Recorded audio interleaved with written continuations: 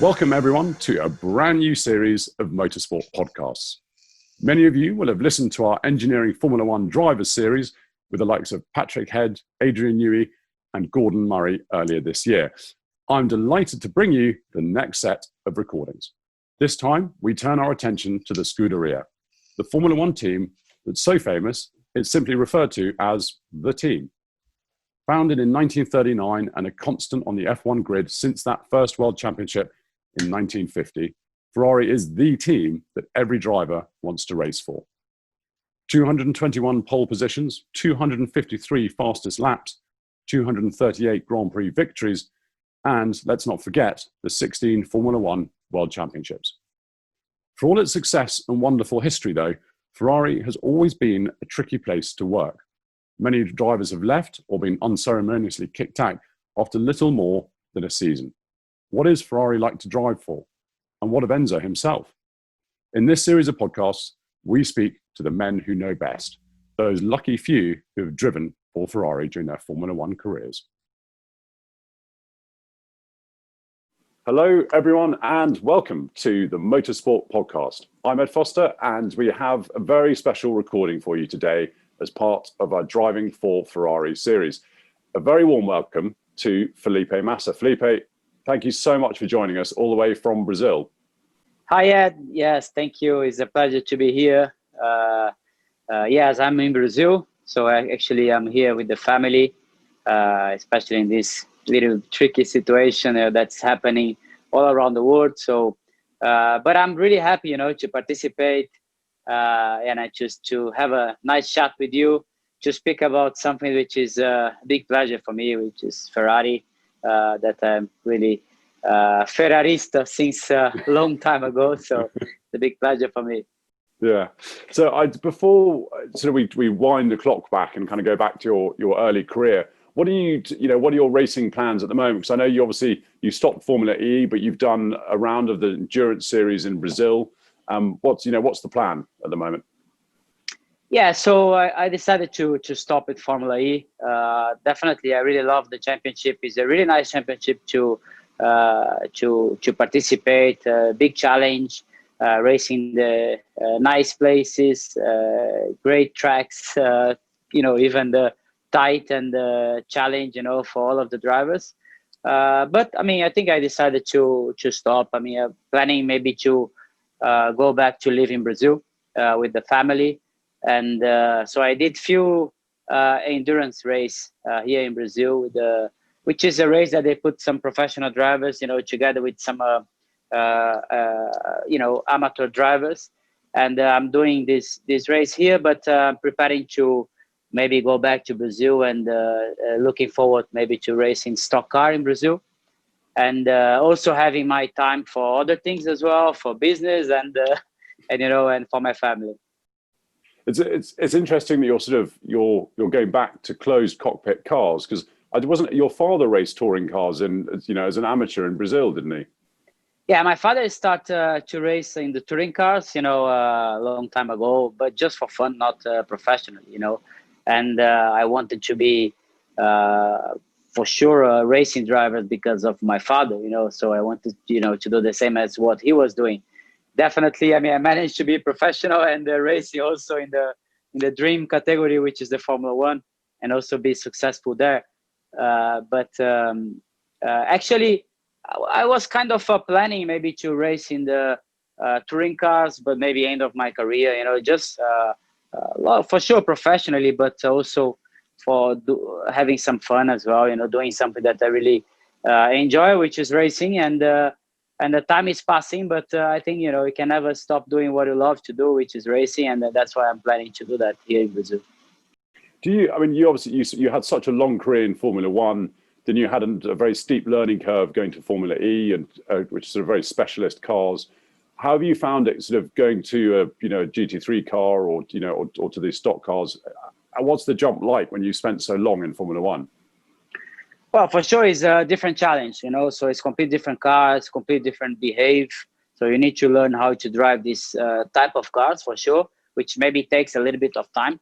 But it's the same in Formula E. Formula E is completely different than anything else that I drove before, so it's definitely a massive challenge, and you need to learn everything. Even I think it's even a bigger change, going from like Formula One to Formula E instead of going from like Formula One to touring cars, because I think the mentality of the touring cars, even if it's completely different cars, completely different behave, the mentality of the racing tracks, the mentality of the of the category, is more similar, I would say, compared to Formula E, which is completely different, So that's why I also decided to have this new challenge as well. Now, am I right that your father took you to practice at Interlagos, Formula One practice in 1986 and 7? Was it around about that time that you watched? And that was your first taste of Formula One, wasn't it? And what a first taste to kind of Prost, Senna, Piquet, Mansell. Amazing to see all of them. Yeah, and actually on that time, I mean, we came to watch. Actually, it was like it was not even the race; it was like the free practice and the qualifying. And we went to the track. I remember so well. We were in the grandstand, and we went there to watch Piquet. So Piquet was racing still, maybe on that time for Benetton or maybe Williams, I think. So we were there to see him, and I remember so well. So I was completely crazy in the grandstand, and then we came back to watch Senna, which was maybe beginning of 90s, So, and then we came back also to watch Barrichello in the grandstand in the same place. So, it's so amazing, because you have an idea, and I remember so well, the idea by being like a fan, like being there to support the drivers, but also to see the Formula One, and it was like a dream, and then I mean, we were also thinking, it will be a dream to be here racing for Formula One, So then I managed to be there, racing for Formula One, and also to be there racing for Ferrari, and also to be there winning, for Ferrari, a couple of times, which was just an amazing situation. When did you? I mean, we'll talk more about your early career in a bit. But when did you start thinking, hang on, I think I can actually make it to Formula One? Because you had lots of success in karting, and then did single seaters, which very quickly you won all the championships, you won Formula 3000. But I think long before then you were getting calls from Formula One teams. Was there a moment when you thought, hang on, I can do this? Well, I think in the karting, not, because I mean karting is still far away compared to Formula One. So you're still doing your learning career, but the biggest problem I always had, it was sponsor. So my father helped me in the karting for sure at the beginning, not like spending money, but like helping me there. But then on the end of my career in the karting, we didn't have like money anymore. So my father was helping me with a lot of he was struggling to help me. And so I was racing like with the chassis that somebody gave to me, so engine that you see drivers with like 5 engines. I had maybe 2, so at the end it was surviving situation, So then when I moved to the Formula Chevrolet, which was like the Formula Opel in Europe, so it was the Formula Chevrolet in Brazil. So I managed to race for a team that it was never successful, it was not winning championships or races, but it was a team that they had a little bit of sponsor to help. And also 98, I didn't have the money to do the whole championship, so I did only the second part of the championship, which was like my first experience, and also, sorry, just going back a little bit before, in 97, I didn't have money to race in the cars, and I wanted to race, and my father said, you know what, you can choose, or you race in the karting 1 more year in the situation you have, or you do 4 tests in Formula Chevrolet.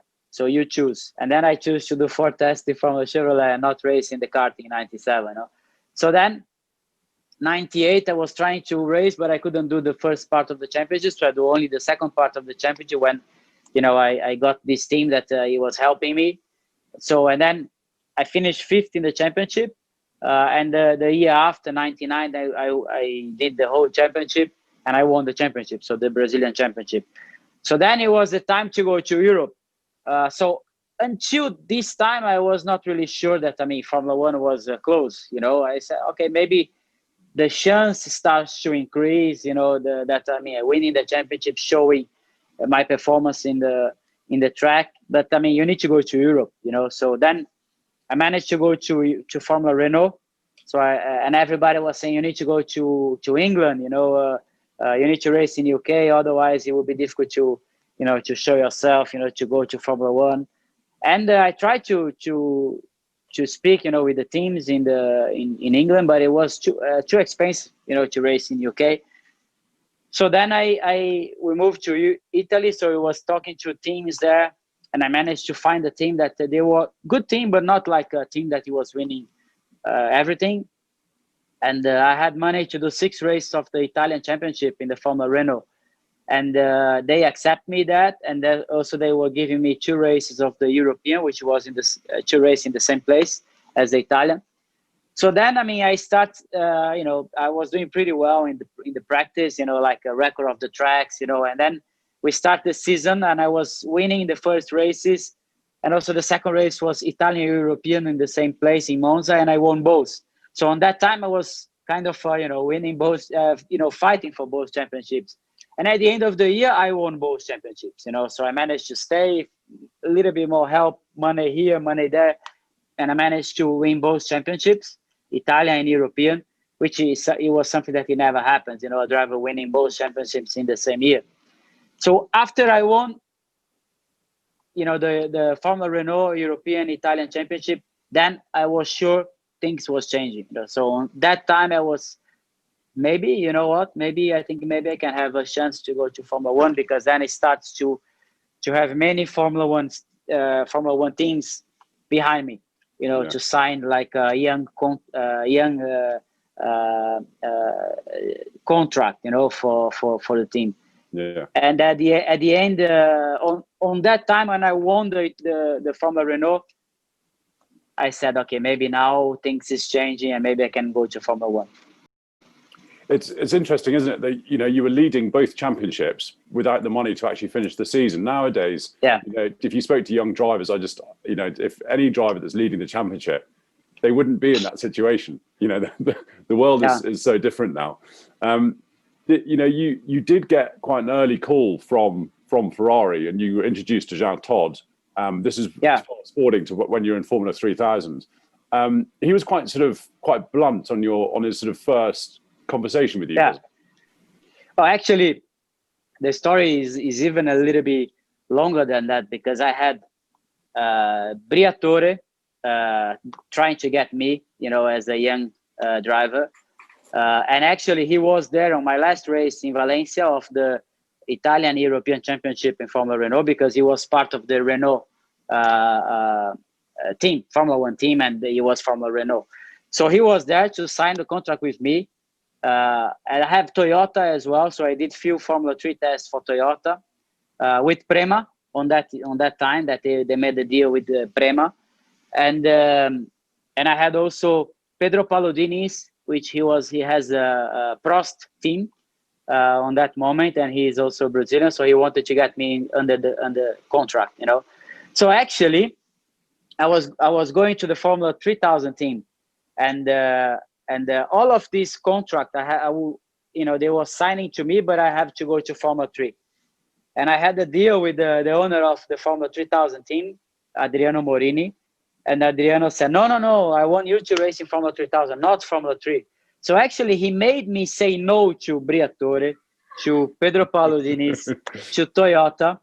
And I said, no, how can I say no? I signed even whatever contract, with the people from Formula One, I signed.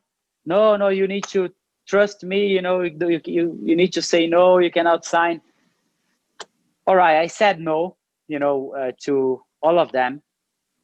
And I started to do some testing Formula 3000 on his team, and he started to do really, really, really well. And he managed to have a contact with somebody that he knew. And this guy had an Italian company, Lineal Tex, and he sponsored Ferrari in the past. And this guy said, I know Ferrari people, maybe I can organize a meeting with Jean Todt. So then he organized a meeting with Jean Todt with me, and I went there, I put my tie and, and I went to Ferrari to see Jean Todt, to have a meeting with him, me and Adriano Morini. And then it happens exactly what you said. So he said, oh, you know what? Actually, I mean, he made hundreds of questions, to me to understand about me and about my family, about everything. And he said, you know what? We are not interested, to have you under the contract. I already heard about you, about your name, but for the moment we are not interested. But I will tell you one thing. So you do the Formula 3000 championship. If you win the championship, you come back here and then we speak on the better way. So if you don't win, forget it. But if you win, you come back here and we speak. Okay? I said, okay, thank you. It was great to be there anyway. And then, I did the whole championship, and he asked Morini, he said, I want to know everything that he is doing this year, all of the testing, racing, telemetry. So I want you to send everything to Ferrari, and we will analyze him the whole year. For sure, this I didn't know. So and then I did the championship, and Ferrari, was analyzing everything that I was doing the whole season. And then at the end of the season, I won the championship. I came back to Ferrari, and we signed a deal for 8 years contract. And actually, it was a secret. So I signed a contract with Ferrari for 8 years as a young driver, which never happens before. But it was secret. I couldn't tell anybody, only for sure my family. And can imagine, a guy with 19 years old, signing the contract with Ferrari and cannot say, cannot tell anybody. It was really harsh with me, but it was just an amazing situation as well. Yeah, I mean, obviously you won those championships in Italy. You won the Formula 3000 championship, first time of asking. Your results and telemetry and everything spoke kind of for themselves. But do you think the Brazilian history with Formula One, with the likes of Senna, of Rubens, Piquet, do you think that history helps some young Brazilian drivers at all? Because I'm sure in England, I think it does help as well. But I don't know whether that's like that in Brazil. I think it's the same. For sure, it helps. I mean, definitely. I think, Brazilian people, normally we are, everybody likes Brazilian people as well. I mean, we have a kind of, a good way of being, to the people. And I think, it's a country that, even from outside, many people say, you're Brazilian, nice. People likes Brazilian people anyway. But I think, it definitely helps. I mean, we had a great history in Formula One. Many championships with Fittipaldi, Piquet, Senna. But also, on that time as well, I mean, every category, Formula 3, Formula whatever, category on that time, it was a Brazilian fighting for the championship and winning races, So definitely Brazil was really strong. And I think the history of Brazilian people, of Brazilian champions, important drivers, definitely helps. Like in England now, but also especially when you have a driver like Hamilton, driving like Nigel Mansell, but a driver like Michael Schumacher, for example. I mean, what he made in Germany, it helps definitely a lot of drivers, after everything that he was doing as well. So I think that's definitely very important. Yeah, and you mentioned there that you were only 19 when you signed this contract for Ferrari. What was going through your mind? Because Ferrari at that stage was just kind of in the beginning / middle of its kind of utter dominance at the turn of the century. This for a 19-year-old guy who'd come over from Brazil to Italy, this was literally the best outcome, and to go to Fiorano, to go to Maranello must have been kind of slightly mind-blowing for someone who'd only really had 3 or 4 seasons of car racing under their belt?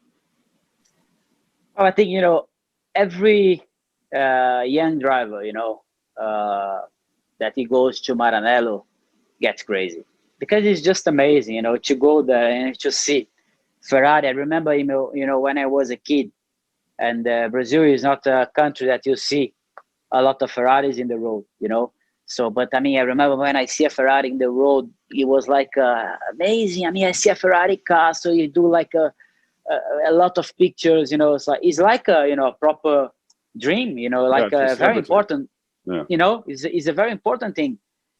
And then, I mean, you race all your career, and you see also in television, Ferrari, it was also the time that Ferrari was winning everything, So when you see in the television, Ferrari is just amazing. They're winning everything.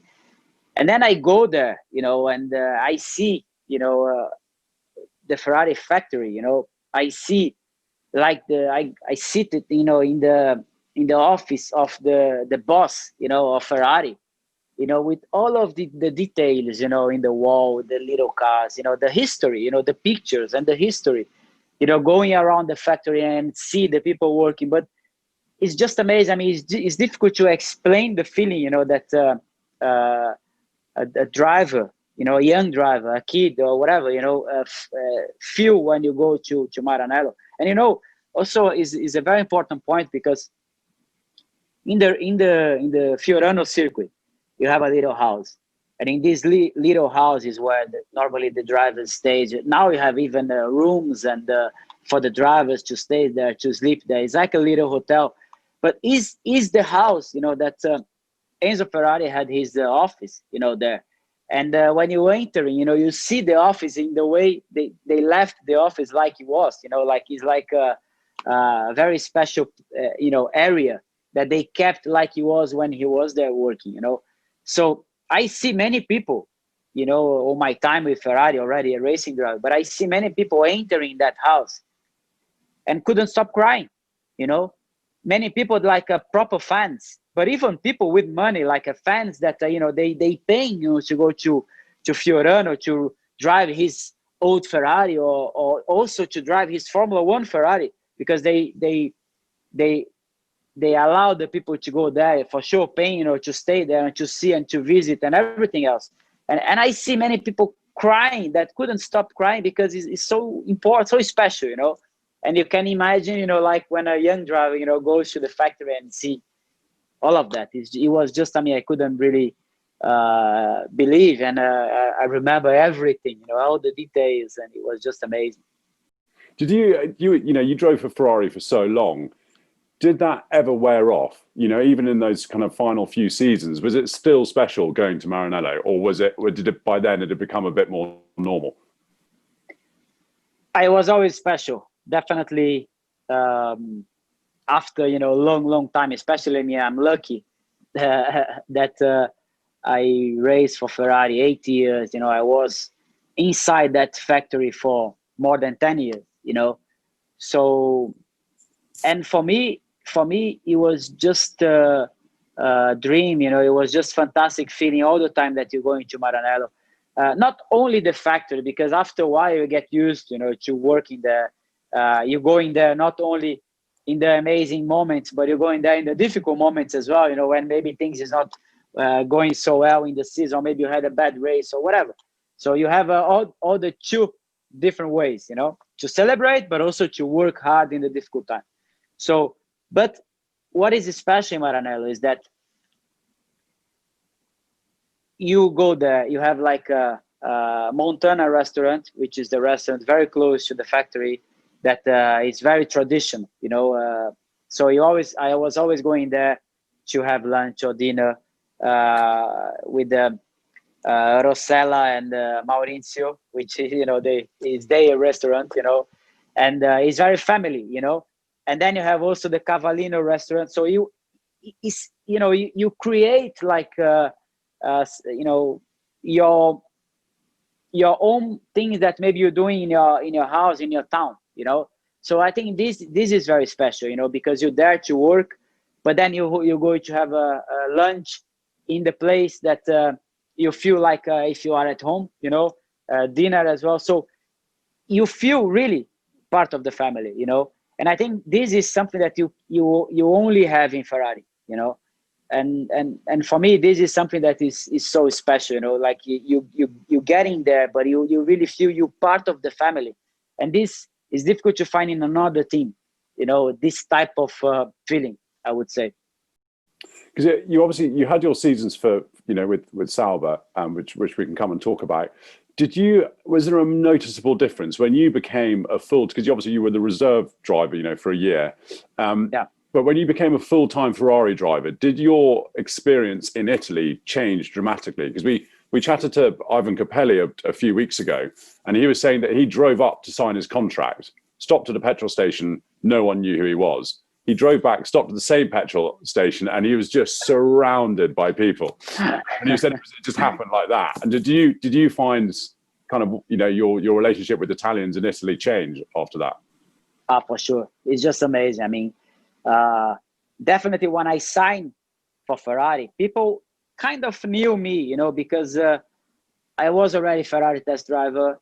I was already a Formula One driver, so I was racing for Sauber anyway. So people kind of knew me. But when I signed for Ferrari, it was just amazing. I mean, everywhere you go in Italy, everywhere you pass, like in the Autogrill restaurant in the highway, it's just amazing. I mean, people really look you, and people really want to touch you, because the Italian people, they need to touch you, they need to you know, hang you, and they need even to kiss you, you know. So they need to touch you, and it's just amazing. I mean, the feeling on that is just fantastic. I mean, I am also Italian. You know, my family is Italian, also from the south of Italy. And I speak Italian, so maybe no, I speak better Italian than English, you know. So, and I think also that this is also a big help for the Italian fans, you know, for the Italian people.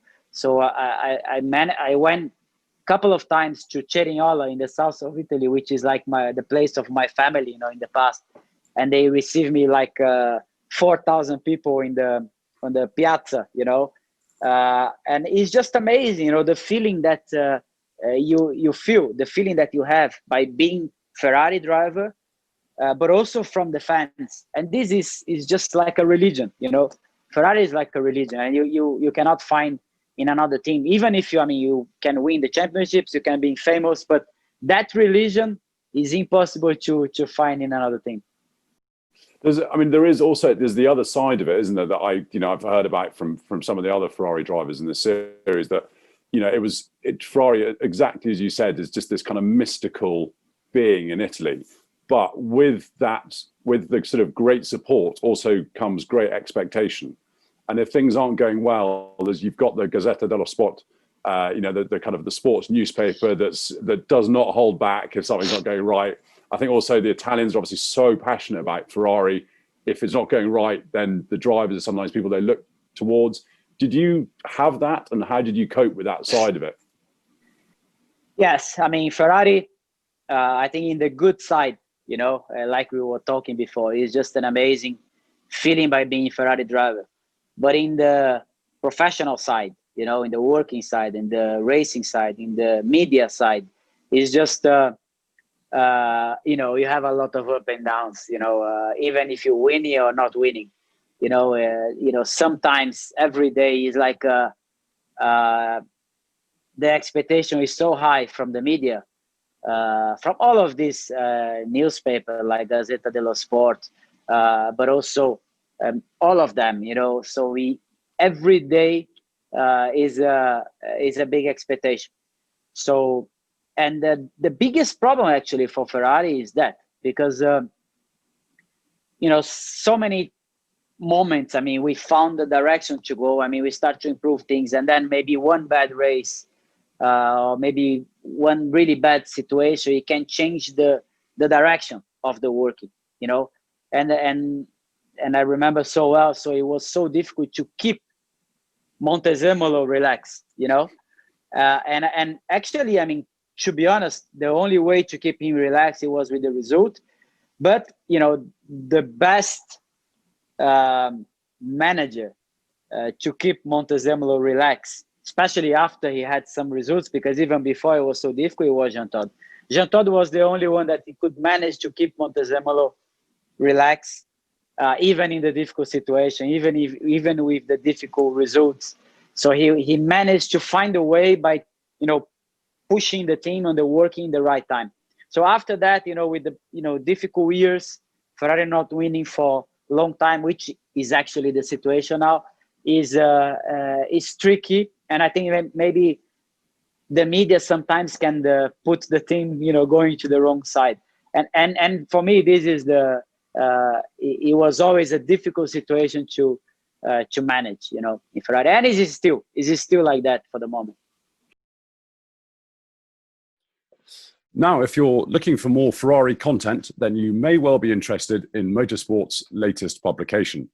Ferrari, From Race to Road, celebrates the journey of the world's most famous car brand and its unique place in motor racing history. Using Motorsport's unmatched archive of stories and photographs, we trace the Ferrari story, from its early days under Enzo right up to date, with interviews with current F1 star Charles Leclerc and F1 team boss Mattia Binotto. Along the way, we celebrate some of the all-time classic race cars, including the wonderful 1975 312T and races such as the Targa Florio. Plus, we test some of the greatest Ferrari road cars. Illustrated with world-class photographs and wonderful writing, Ferrari, From Race to Road is a must-have for all fans of the marque. It's on sale now in all good newsagents, or you can buy it via the Motorsport website, which is motorsportmagazine.com. And so do you think, obviously there were lots of things to kind of Michael Schumacher, Rubens and Ferrari's success in the early 2000s, notably, the Schumacher, Brawn, Todd axis. But I guess obviously the Todd, Jean being able to just relax Luca de Montezemolo and keep him away was probably a large part of that success then. Yeah, because if you see, Michael signed with Ferrari 96, if I'm not wrong, no? And he had a very difficult time, 97, 98, 99. So it was not easy.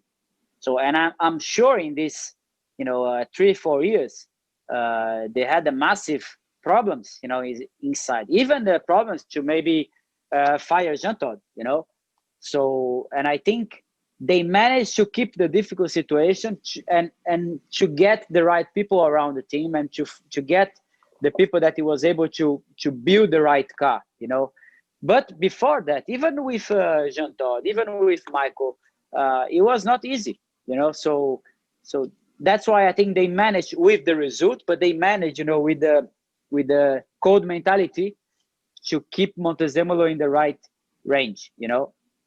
So then after that, for sure, they create the massive team and they win many years of the championships. But we also won, after that, like 2007, 2008. It was also the last years that Ferrari won the championships. And I think it was still different teams, different people working, but it was still a good help from that time, So, but then, for sure, with so many years, with not winning, without the result, the people expecting, things start to change, and the media starts to push really hard as well. Yeah. When you arrived for your sort of, I suppose that year of being a third driver, I know you had signed for Ferrari, before then as a young driver. You were the third driver to Michael and Rubens. You'd done a season with Sauber. That must have been a huge learning curve that year to work with Michael and Rubens and that kind of what I referred to it as a super team. It was the pinnacle, and it must have been quite different going from Sauber to then being kind of enveloped in Ferrari. It must have been quite an experience. It was a massive change for me, even if I did the year with the Sauber. And actually, I scored many points with Sauber on that year. And don't forget that on that year, the points was like top 6. So it was so difficult to score points, on my first year, in Formula One. And I did many 7th places as well. Result, I finished 7th many times, 8th, which now is points, important points as well. But for sure I was crashing a little bit too much. I was a little bit wild. I was missing a bit of experience, and then Peter Sauber decided to change for like an experienced driver like Frentzen. And I had the chance to be 1 year as a test driver in Ferrari. And that year was a massive change for me. So I managed to learn a lot, and I managed to drive every week. I was driving, I was testing, and I was going to all of the race. I was participating to all of the meetings, with Michael, with Rubens.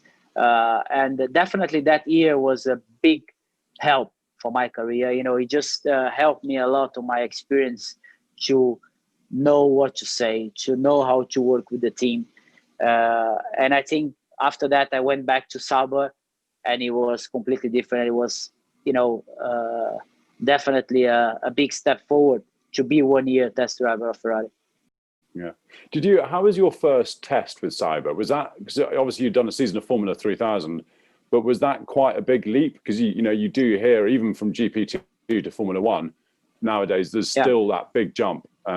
Did you find that when you first, because it was V10 Sauber, it would have been quite something to drive? Yeah, for sure it was a massive jump. Definitely even bigger than what is Formula 2 now to Formula 1. I think is much closer than how it was on that time. So it was a massive jump. My first test in Sauber was end of 2001 in the Mugello, which was definitely a very, very difficult, physically, a very difficult track. So, but I remember, it was so good. I was really competitive. I was really quick. And actually, I managed to do the best lap time what Sauber had in Mugello on my first 2 days of testing. And I, for sure, I had some mistakes. I spun a few times, but I showed that, I have the capacity, to be in Formula 1. I had the talent to be in Formula 1. And I remember, so it was just an amazing feeling. And it was so difficult physically for me. So I remember on the first day I did 50 laps and I couldn't really turn to the side, for my neck. So it was so, and to drive the day after, it was just so difficult, to do the first few laps. For sure, after I warm up a bit, it was a bit better. But at the beginning, it was so tough. But I managed to really to show what I was able to do. Now we've got some readers' questions. There's Bruno wrote in asking about the departure of Ross and Jean Todt. So we've sort of answered that one. There's one here from Ben Johnson. There's quite a sort of open question, but I think it's quite nice because he sort of touched on some of the negative side of being a Ferrari driver. And he's asking, what are the internal politics at Ferrari actually like? Everyone always seems to talk about the team politics at Ferrari. You've obviously raced for other teams. You race with Sauber, you race with Williams. Is it worse than other teams, or is that just really a bit of a myth that gets spun out? I think it's especially on that time. On that time we had Michael Schumacher that, he won many seasons for Ferrari. So he had the team on his pocket. Definitely, it was a team that, we are here to win, and we are here to support, the driver that we really need to support. So, which on that time was Schumacher, and definitely Michael deserved it because, he was just an amazing driver, he was just a driver that he was, capable to win, capable to, put the team on his back. But the political it was always part of the team. It was always part of the mentality, of the team, especially with Michael. It was so difficult, it was impossible to fight against the political. But with Kimi, I think the team was completely open, for both drivers, and even 2007, we had a deal that until Spa race, you're free to fight. After Spa, we decide who will be the number one driver. And actually, the race before Spa was Monza. I was in front in the championship of Kimi, and I was also in front of him in the race. I was going to finish second or third, and Kimi was fourth. And unfortunately, I had to retire on that race. And for sure, we went to Spa already. I was like 2 points behind Kimi.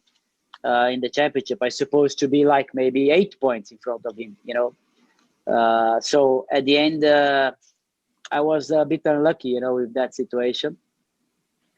But also 2008, the team was completely, open, for both drivers. And that year I fight for the championship.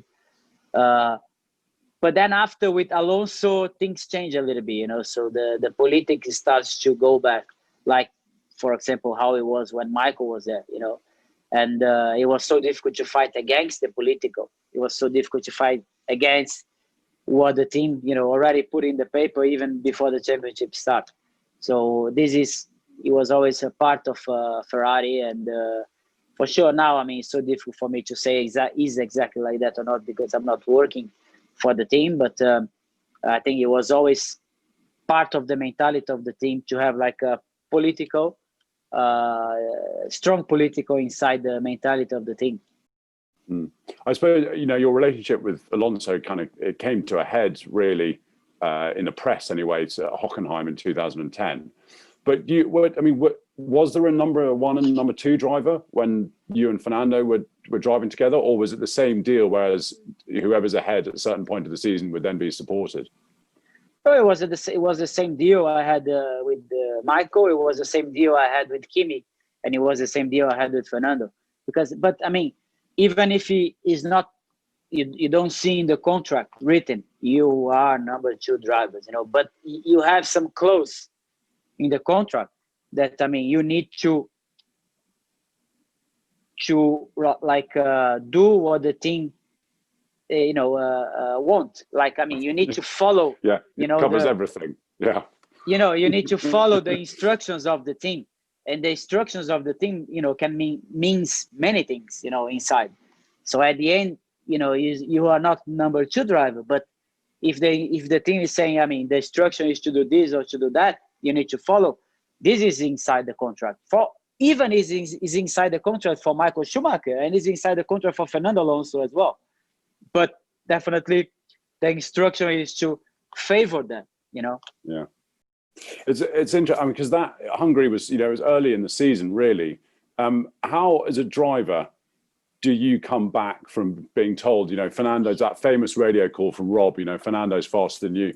How do you come back from that?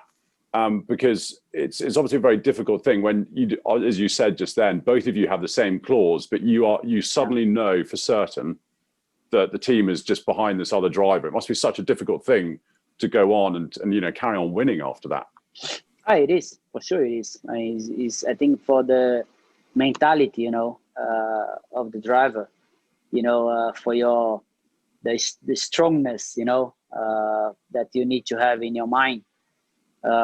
Confidence, especially, for the confidence of the driver is so tough, because you just put you on the side. You feel that you are, the team is putting you on the side. The team needs you anyway, because your points is so important for the team.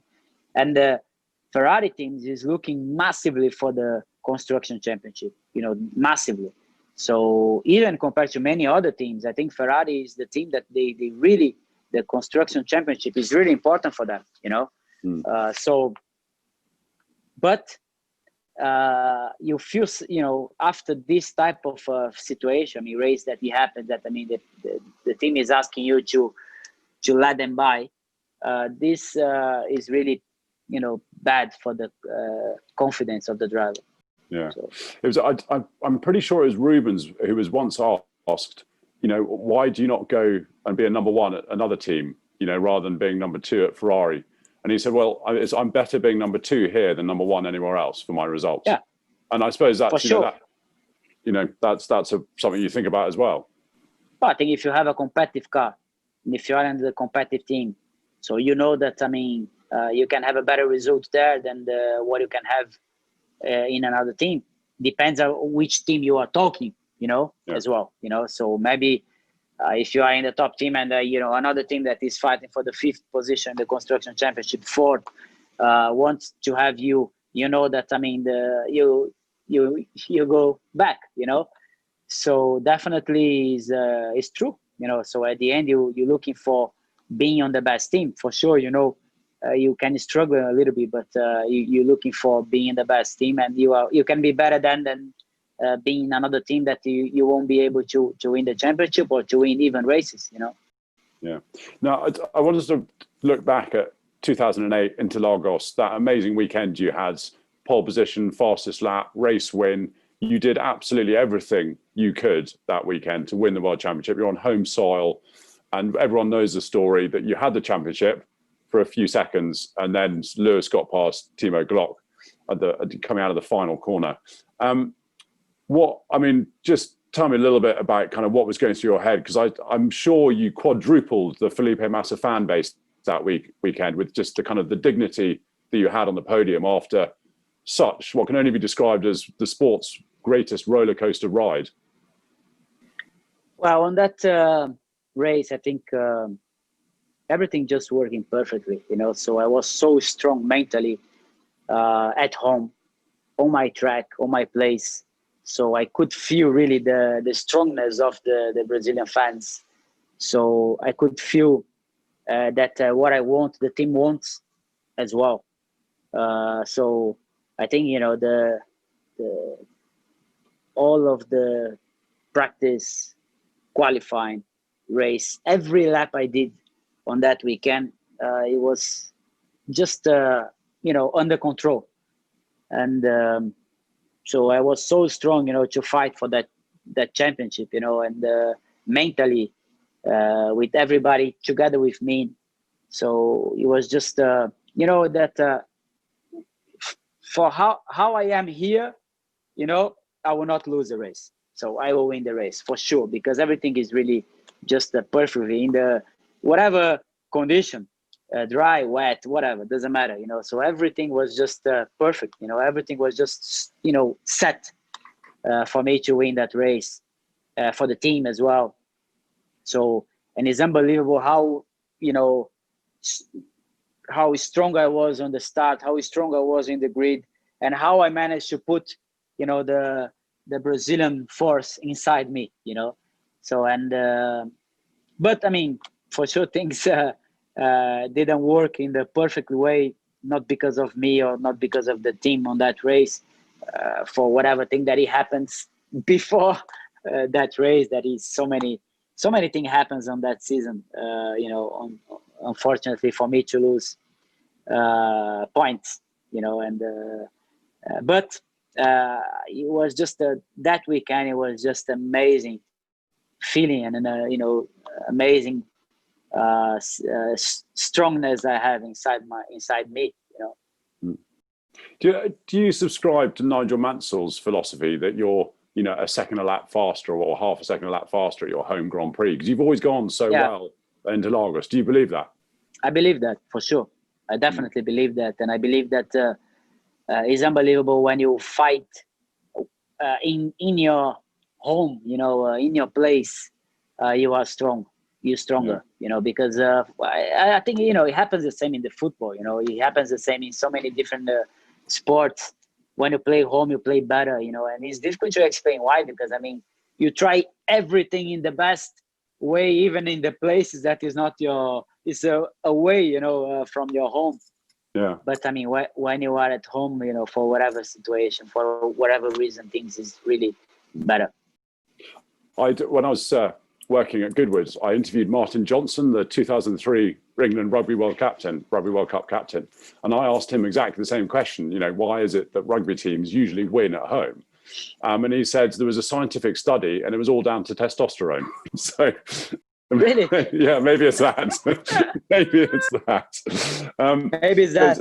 Yeah. So I wanted to quickly talk about Monaco, because you didn't like Monaco, but then I think it was in 2008, you put it on pole there, and I think when you walked into the press conference, you were sort of as surprised as everyone. But you did have a kind of sit down with Rob, and we did a podcast with Rob a few months ago now. But he told this story of him basically trying to persuade you to brake at a certain point. What was it that you talked about to kind of get you on pole that year? Well, for sure, I was going to say that. I mean, that maybe Rob explained you the Monaco, you know, history. Actually, and I don't know why, but I was never competitive in Monaco. You know, I was maybe driving the different way. on that track. Not only related to braking, I mean, I was never bad on the braking point, but related to how to drive in the city track, how to anticipate the corners, which in a city track normally you always have a little bit of understeer car, so you always need to anticipate the corners, and you always need to understand how to set up the car in the right way. So I was always struggling there. Even, I mean, 2007, I was on the podium there, but not a good race anyway, not a good weekend I had for myself, even by being in the podium. So, and 2008, I mean, together with Rob, we were discussing so much, I mean, how we will, get the right car, how we will set up the car in the right way. And Rob has some good ideas, like maybe to do a very, very aggressive car in the front, like a very oversteer car. You can even say that. But I mean, a very soft front, completely different than how I was using before that in Monaco, And for sure, maybe the first laps it was a little bit strange for me, but then I managed to keep understanding. The track was improving. I was really improving. I was getting competitive. I was getting good lap times in the practice, and then suddenly I was so strong in the qualifying. I was really did like a lap that I don't know how I did that lap. Even the Senna, sometimes he was even saying, I mean, I did a lap that maybe I was not driving and God was driving. So he said many times in Monaco, and I feel the similar situation that, I mean, everything was just amazing, perfectly, and on that weekend I was so strong in Monaco, and I was so unlucky in the race that, I mean, the race was raining massively, and also Lewis had an accident. He hit the wall, and he went to the pit stop much before he's supposed to go. And with the safety car, he just put me from the back to the front, and I was so unlucky because of all the situations in the rain, So I was going to finish second, and my team made the mistake in the pit stop, so I lost even the position to Kubica, so I finished third. But definitely, together with Rob, we just invented something, that I was never using, and we understood how to use, and I understood how to drive in Monaco on that year. So because of a lot of working together with Rob and Giuliano Salvi, which was also my telemetry guy. So anyway, we did a good job, and definitely I learned how to drive in Monaco from that time. But I mean, obviously it was a different track, but you were on the podium there in Formula E. Did you? You must have had a small smile to yourself, as when you're up on the podium. Sure. For sure, the experience helps me, a lot, even for the championship. Even if I go to race there in the touring car, now maybe I will be competitive for sure. Now, just before, I mean, we are coming to the end, but I really want to talk to you about Hungary 2009 and after that. Just for everyone watching and listening, if you love these podcasts, don't forget you can subscribe to them on the website, and you can also subscribe to the YouTube channel where all these podcasts are. You can watch all the videos and the rest of the Driving for Ferrari series. So do head over there. There's loads of podcasts. So if you're enjoying this, then please sign up. Felipe, just to go back to Hungary 2009, I don't want to end on this, but because it's such a difficult time, I'll end on a happy note. But it was.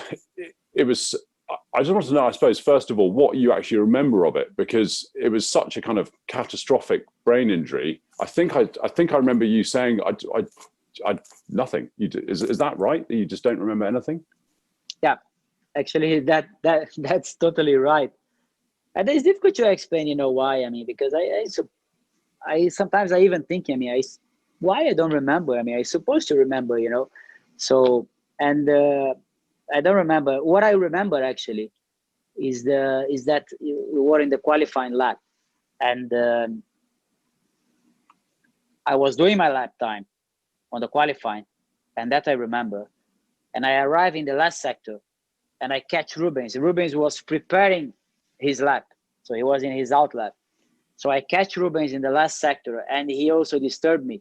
So he didn't let me by. In the last two corners, he didn't let me by. And I lost maybe 4 tenths, 3-4 tenths behind him. And I was so disappointed, because these 3-4 times could have put me, not passing to Q3, So, and I finished my lap just completely, on Ruben's toe. And Rubens was starting his lap, so then I back off a little bit. I was going a little bit slower, so he was opening a bit the gap because he was doing his lap time, and he has hit the fail in his car.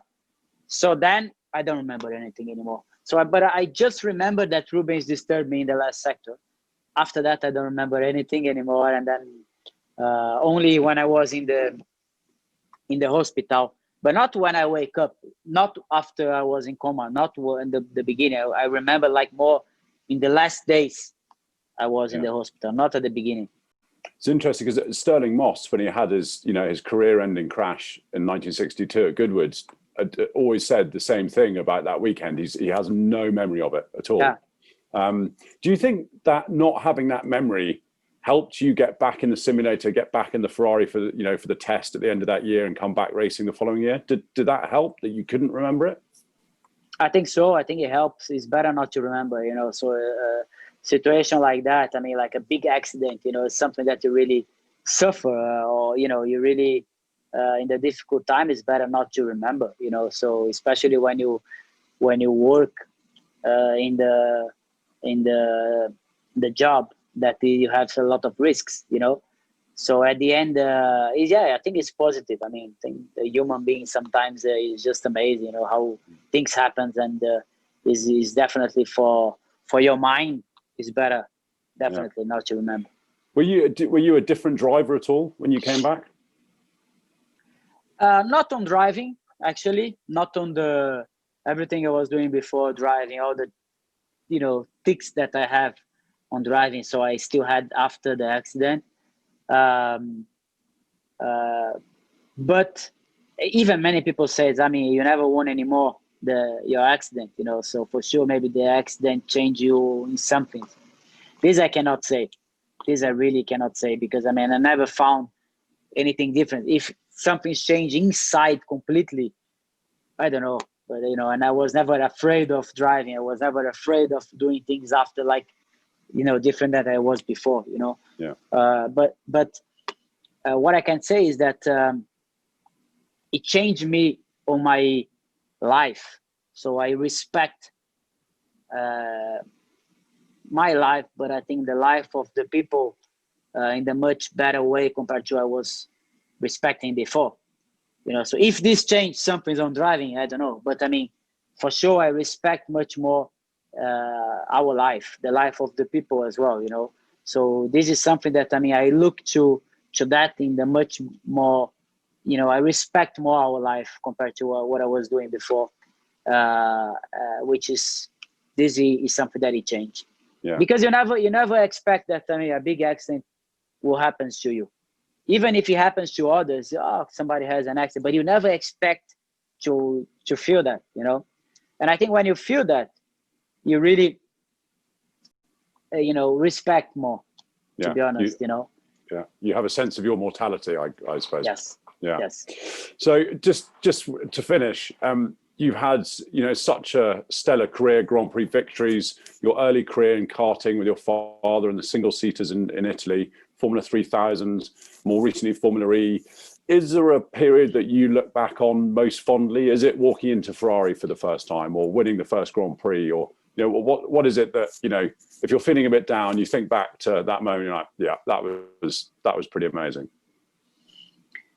I think it was so many incredible times that I have, in my career. For sure, it's so easy, to say, to put Formula One on that. It's so easy to say, okay, my first victory in Brazil was the most incredible feeling that I never expect to have, But going back, I had many incredible moments, feeling, like I never thought that I was going to have that, even before Formula One, when I didn't have the money to race, and then I win, and I go there and I win like in the massive time, and I, when I won the Italian European Championship in Formula Renault in Valencia, I think on that weekend I was feeling exactly the same as my weekend in Interlagos 2008.